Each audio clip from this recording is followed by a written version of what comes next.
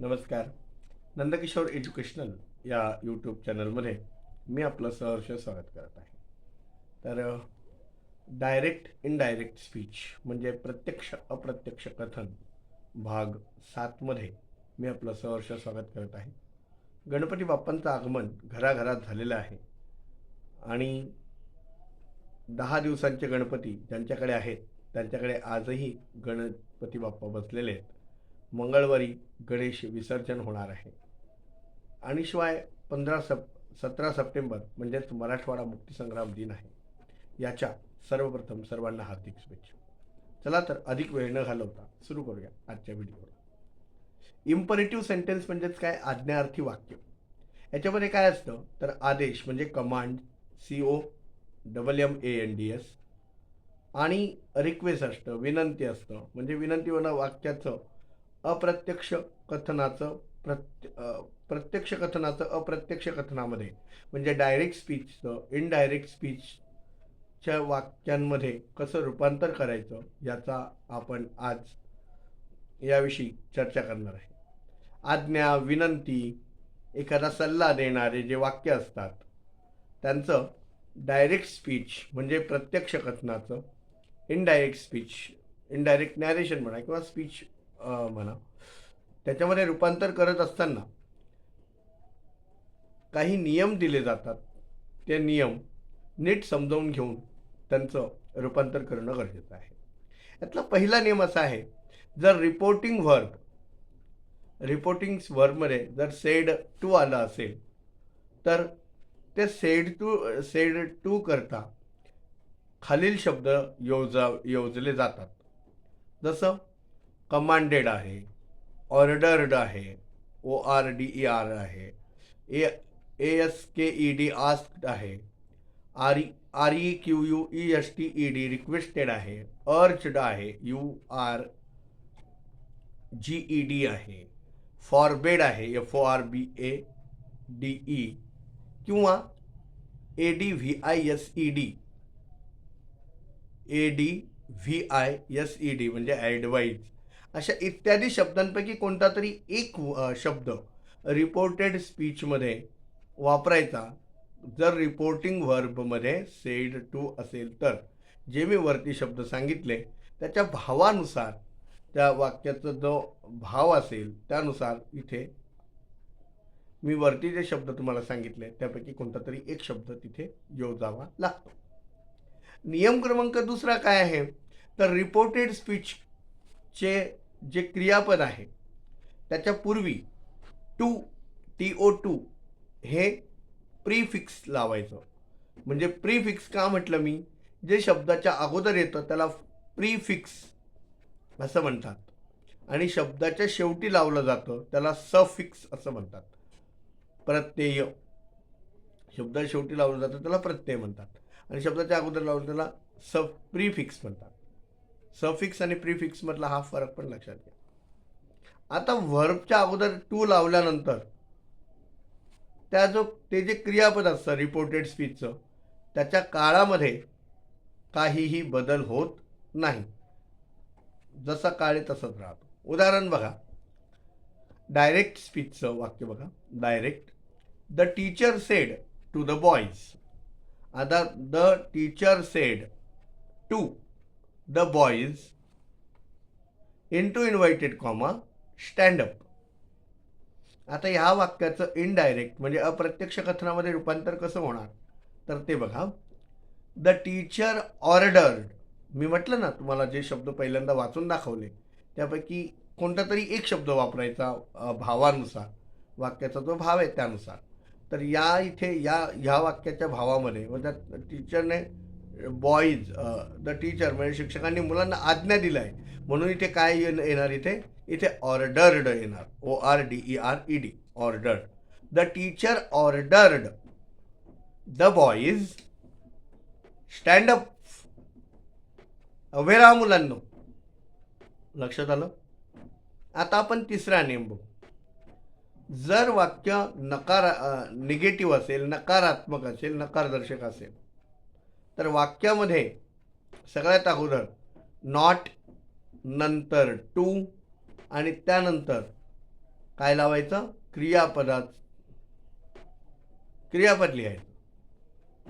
आणि reporting व्हर्बला forbidden, FORBIND,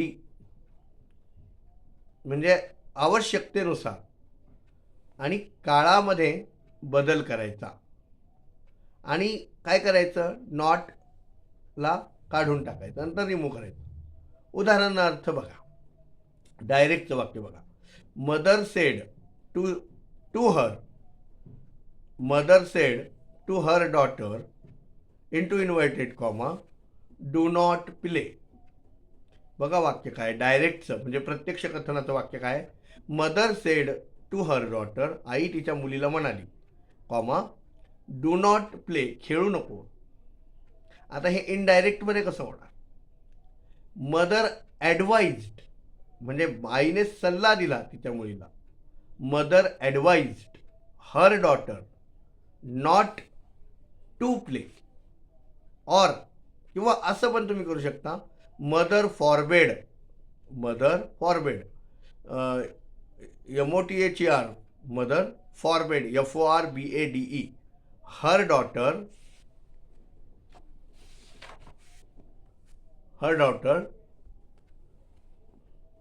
to play. लक्षात आलं का? इथे तुम्हाला ते कळलं असेल वाक्य कसं झालं. मदर ॲडवाइज्ड, हां, ऑरमध्ये बघा, mother forbade her daughter to play. याच्यामध्ये नॉट वापरलं नाही, म्हणजे नॉट आपण रिमूव्ह केलं. लक्षात आलं का? आवश्यकतेनुसार मी सांगितलं होतं की नॉटला काढून टाका. आता पुढचा नियम आपण बघणार आहोत. जर रिपोर्टेड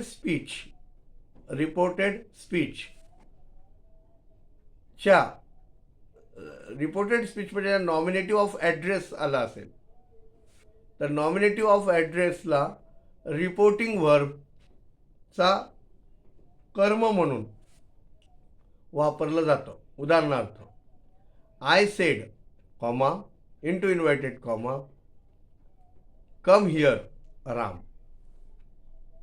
आता इनडायरेक्ट बघा, I asked Ram to go there.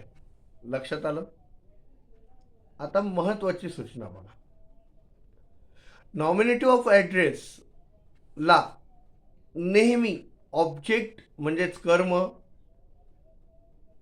बनवत नाहीत. एखाद्या वेळेलाच त्याला कर्म बनवलं जातं, परंतु आवश्यकता असेल तर कॉलिंग किंवा ॲड्रेसिंग या शब्दांचा सुद्धा वापर केला जातो. उदाहरणार्थ डायरेक्ट बघा, he said to the lady, comma into inverted comma give me a cup of water mother. त्याने काय सांगितलं? He said to the lady, तो त्या बाईला म्हणाला, काय म्हणाला? Into inverted comma give me a cup of water mother, आई मला एक ग्लास पाणी दे. हे झालं डायरेक्टचं. इनडायरेक्ट बघा, he addressing the lady as he mother requested to her to give him a cup of water. लक्षात आलं? आता वरील मुद्द्यांवरून तुमच्या हे लक्षात आलं, वरील गोष्टी समजण्याकरता काही उदाहरणं आणखी दिलेली आहेत.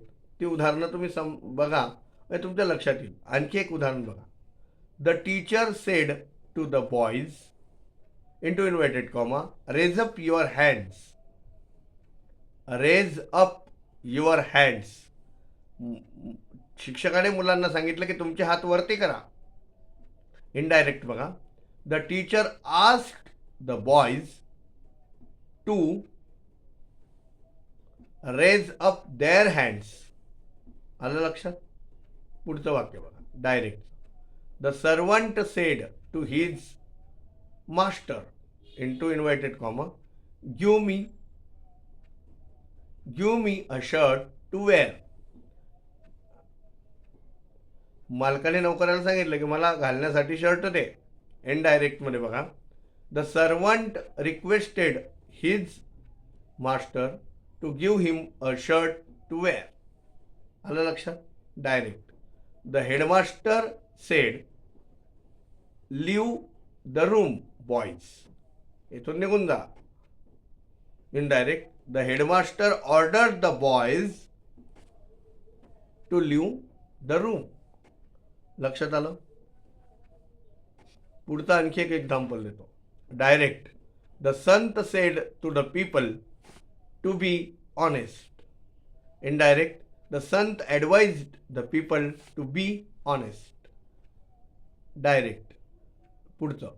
The boy sed to the teacher comma pardon me. Indirect. The boy requested the teacher to pardon him. Exercise घ्या.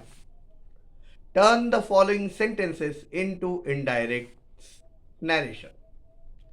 The boy said into inverted comma mother come here. Number 2, the teacher said to the boys into inverted comma do not make a noise. Shankar said to Shakuntala bring me milk sister. पुढचं वाक्य. The man said into inverted comma live peacefully and love one another. पुढचं वाक्य. The mother said into inverted comma boys do not talk like this. पुढचं वाक्य. The monitor said sir grant me leave for one day. Next sentence. She said into inverted comma give me 5 rupees. पुढचं वाक्य. I said to him, please wait here till I come back. पुढचं. पुढचं वाक्य. Rama said, be quiet and listen to what I say. पुढचं वाक्य. My father said to me, don't sleep in this room now. अशा प्रकारे या वाक्यांचं अप्रत्यक्ष कथनाचं प्रत्यक्ष कथनामध्ये रूपांतर करा. आणि माझा हा व्हिडिओ आपल्याला कसा वाटला याचे कॉमेंट्स करून आम्हाला तुमचे ओपिनियन तुमचं मत कळवायला विसरू नका. भेटूया अशाच एका नवीन व्हिडिओमध्ये. तोपर्यंत खुश रहा, आनंदी रहा. धन्यवाद.